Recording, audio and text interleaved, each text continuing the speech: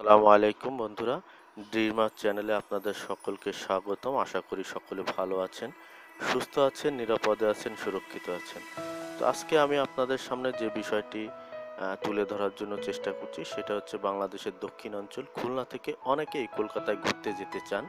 তো কিভাবে যাবেন, কেমন খরচের ভিতর ঘুরবেন, কতদিন ঘুরবেন, আপনার টিম মেম্বার কতজন হলে আপনার এই ট্যুরটা খুব সুন্দর হবে, সাশ্রয় হবে, সে বিষয়ে অল্প কিছু ইনফরমেশন দেওয়ার চেষ্টা করতেছি। তো যেটা সবচেয়ে গুরুত্বপূর্ণ বিষয় যে অবশ্যই আপনাদের সকলের পাসপোর্ট থাকতে হবে এবং তাতে ইন্ডিয়ান ভিসার প্রয়োজন হবে। এবং এইগুলো যখন আপনার ম্যানেজ হয়ে যাবে, তখন প্রশ্ন যে আপনি কিভাবে যাবেন। আপনি সরাসরি ট্রেনে যেতে পারেন, সরাসরি বাসে যেতে পারেন, এবং খুলনা থেকে আপনি বেনাপোলের ট্রেনেও যেতে পারেন। সরাসরি খুলনা থেকে ট্রেনে কলকাতায় আপনার 1500 থেকে 2000 টাকা, এবং বাসে আপনার 1300 থেকে 1700 টাকা, এবং খুলনা থেকে বেনাপোলগামী যে ট্রেন সেটার ভাড়া নেবে আপনার 45 টাকা। তো আপনি যেহেতু গ্রুপ ট্যুর করবেন এবং অল্প টাকার ভিতর যেহেতু ট্যুর এর কথা আমরা বলতে চাচ্ছি, তো আমার মনে হয় যে বেনাপোলের ট্রেনে গেলেই ভালো হবে। আপনি স্টেশনে নামার পর ওইখান থেকে অটোতে 10 টাকা করে আপনি বাংলাদেশ ইমিগ্রেশনে পৌঁছে যাবেন।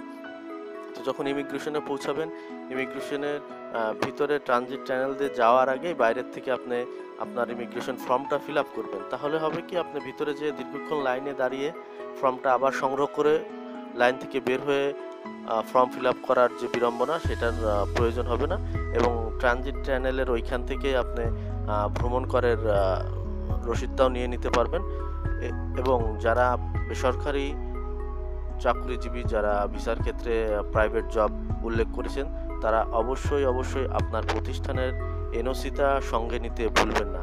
এবং বাংলাদেশের ইমিগ্রেশন যখন শেষ হবে, এরপরে ইন্ডিয়ান ইমিগ্রেশন একইভাবে আপনাকে শেষ করতে হবে। এরপরে যখন আপনি পেট্রাপোলের রাস্তার উপরে যেয়ে দাঁড়াবেন, তখন দেখবেন অসংখ্য বাস আছে, ট্যাক্সি আছে, আপনার হচ্ছে সিএনজি আছে। তো যেহেতু আমরা অল্প খরচের কথাই উল্লেখ করছি, সেহেতু আমরা সিএনজিতে বনগাঁ পর্যন্ত যাব।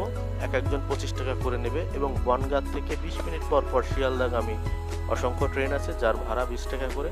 এখন আমরা যেহেতু সময়ও বাঁচাতে চাই এবং একটু তাড়াতাড়ি যাব, সেক্ষেত্রে আমরা বনগাঁ থেকে আমরা দমদম জংশন পর্যন্ত টিকিট করব, এবং দমদম জংশনে নেমে আমরা মেট্রোতে ওঠার চেষ্টা করব। এবং মেট্রোতে আপনি কলকাতা শহরের যে কোনো জায়গায় অতি অল্প সময় নেমে যেতে পারবেন, এবং আপনার পছন্দের যে জায়গায় নামতে চান সেখানে আপনি অল্প খরচের ভিতর পৌঁছে যেতে পারবেন। তো এই জন্য অবশ্যই আপনারা কয়জন যাচ্ছেন, কতদিন থাকবেন, এবং কোথায় কোথায় ঘুরতে চান, সেইগুলোর একটা পরিকল্পনা আপনাদের করে নিতে হবে।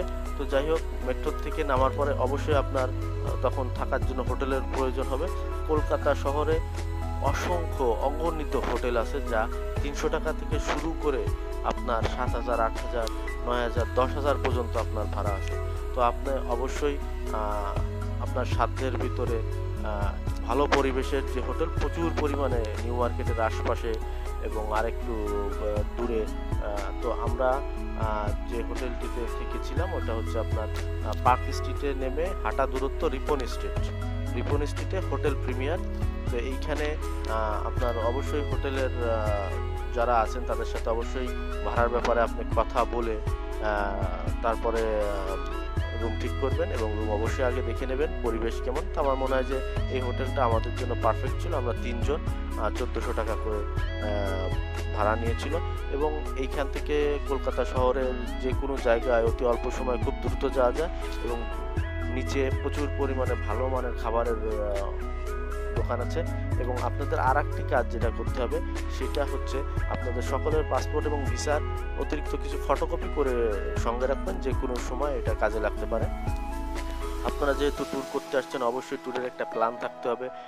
কবে, কোথায়, কিভাবে যাবেন তার একটা প্ল্যান করবেন। এবং ট্যুরের ভিতরে যে কোনো একজন প্রতিদিনের যে খরচটা সেটা আলাদাভাবে একটু নোট করে রাখবেন, যাতে আপনার কাছ থেকে পরবর্তীতে আপনার কোনো ফ্রেন্ডস ট্যুরের ব্যাপারে উপকৃত হতে পারে আপনার ইনফরমেশনগুলো নিয়ে। এবং আপনি চাইলে যে কোনো জায়গায় মেট্রোতে যেতে পারেন এবং ট্যাক্সি করেও যেতে পারেন। সে ব্যাপারে অবশ্যই ট্যাক্সির সাথে আপনার ভালো করে কথা বলে নিতে হবে। এবং আপনার কোনো অসুবিধা যদি হয় সেক্ষেত্রে আপনি অবশ্যই ট্রাফিক পুলিশ এবং হাইওয়ে পুলিশের সাথে যোগাযোগ করে নিতে পারেন। তারা অবশ্যই অনেক আন্তরিকতার সাথে আপনাকে সহযোগিতা করবে। এবং আপনি চাইলেই কলকাতা শহরের কিছু জায়গা আছে যেগুলো আপনি হেঁটে হেঁটেই দেখতে পারবেন। এবং যেটা করতে হবে সেটা হচ্ছে আপনি যে ট্যাক্সিতে উঠবেন অবশ্যই সেই ট্যাক্সিতে ওঠার আগে ট্যাক্সির নাম্বারটা আপনি একটা ছবি তুলেও রাখতে পারেন অথবা মোবাইলে তুলে রাখতে পারেন।